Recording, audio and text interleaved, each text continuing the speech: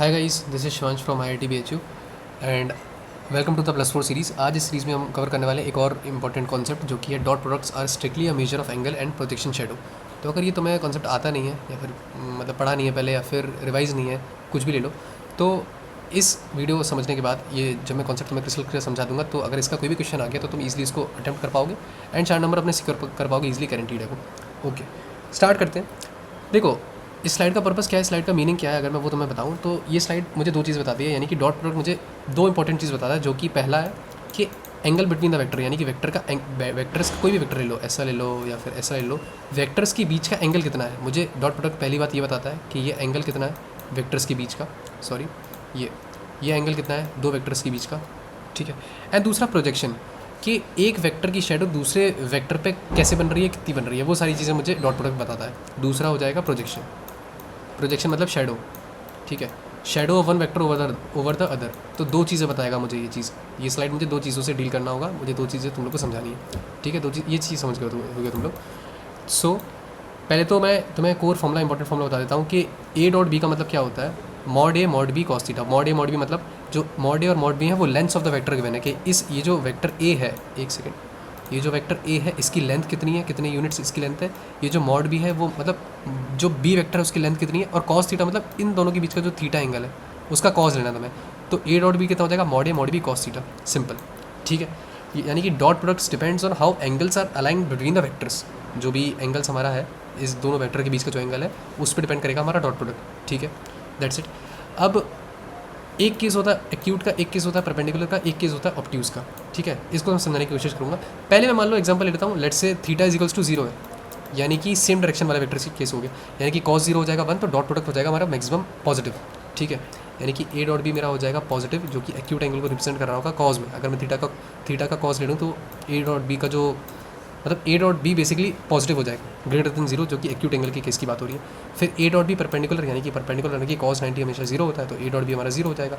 और अगर ये ऑब्ट्यूज एंगल हो गया तो कॉज में अगर वो चीज़ वैल्यू लूँगा तो थीटा वो कॉज थीटा नेगेटिव हो जाएगा, यानी कि ए डॉट बी का जो डॉट है, यानी कि ए डॉट बी जो है वो बेसिकली नेगेटिव हो जाएगा, ठीक है।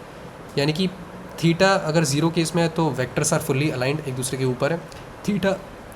थीटा अगर 90 डिग्री है, कोई भी जैसे मान लो थीटा 90 डिग्री है, इस केस की बात करूँ अगर मैं, एक वेक्टर ए है एक वेक्टर बी है और इन दोनों के बीच का एंगल है 90 डिग्री, यानी कि इसका प्रोजेक्शन इस पर बनेगा नहीं क्योंकि ये 90 डिग्री है। इसका प्रोजेक्शन इस पर कैसे बन सकता है, ठीक है। कोई भी शेडो नहीं होगी, वेक्टर्स एक दूसरे के बिल्कुल इंडिपेंडेंट है, ठीक है।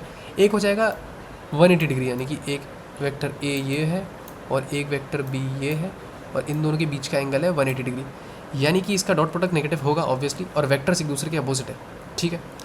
अब आते हैं प्रोजेक्शन की बात, इसको मैं रेस करता हूँ पहले सब कुछ। अब प्रोजेक्शन पे आते हैं। प्रोजेक्शन मतलब क्या होता है, ठीक है। Projection of A over B, अगर ये न्यूमेरिकल में पूछ ले कभी कि अगर मुझे एक वेक्टर ए दे रखा है, इस केस की बात कर लो, अगर मुझे एक वेक्टर ए दे रखा है, एक वेक्टर बी दे रखा है और मुझे क्या निकालना है, प्रोजेक्शन ऑफ ए निकालना है ऑन बी, ठीक है। इसको मैं कैसे करूँगा, थीटा अगर स्मॉल है तो शेडो लार्ज बनेगी, थीटा अगर 90 डिग्री तो शेडो 0 बनेगी, ये तो मैं पहले ही बता चुका हूँ। यानी कि अगर एक लाइन में अगर मैं इसको बताना चाहूँ तो डॉट प्रोडक्ट बेसिकली बताता है कि ए का शेडो बी पर कितना है, ठीक है। ए का शेडो बी पर कितना है, बेसिकली यही हमारा डॉट प्रोडक्ट बताएगा ए डॉट बी, ठीक है। तो अगर मुझे शेडो लेनी है ए की ओवर बी, तो इसका फॉर्मूला जो हो जाएगा प्रोजेक्शन का, यानी कि प्रोजेक्शन शेडो ए की बात है, ए डॉट बी अपॉन जो भी मॉडुलस ऑफ बी मतलब modulus of B denotes the length of B, यानी कि बी की लेंथ कितनी है, ठीक है। तो कोई मुझसे कहे कि अगर मुझे प्रोजेक्शन लेना है ए का बी पर, तो ए का बी पर अगर मुझे प्रोजेक्शन लेना है, इसका फॉर्मूला क्या हो जाएगा, बेसिकली ए डॉट बी, ए और बी का डॉट प्रोडक्ट लो और अपॉन किससे डिवाइड कर दो, इससे, मतलब बी का जो भी मॉड हो, यानी कि बी की जो भी लेंथ हो, सिंपली ये तुम्हारा हो जाएगा फॉर्मूला, ठीक है।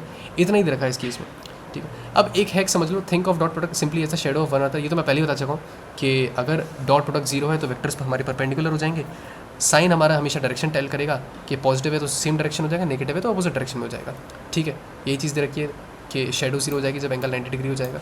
तो बेसिकली तुम्हें ए डॉट बी का कोई भी मतलब पूछ ले, यानी कि ए का जो भी प्रोजेक्शन है वो बी पर कितना है, या ए की जो शेडो है वो बी पर कैसी आ रही है, और इसका फॉर्मूला मैं यहाँ बता चुका हूँ प्रोजेक्शन का, ठीक है। ए डॉट बी का भी फॉर्मूला लिखा है, projection of A over B का भी फॉर्मूला लिखा है, और ये ए और बी वेक्टर्स है और इन दोनों का बीच का एंगल होता है थीटा।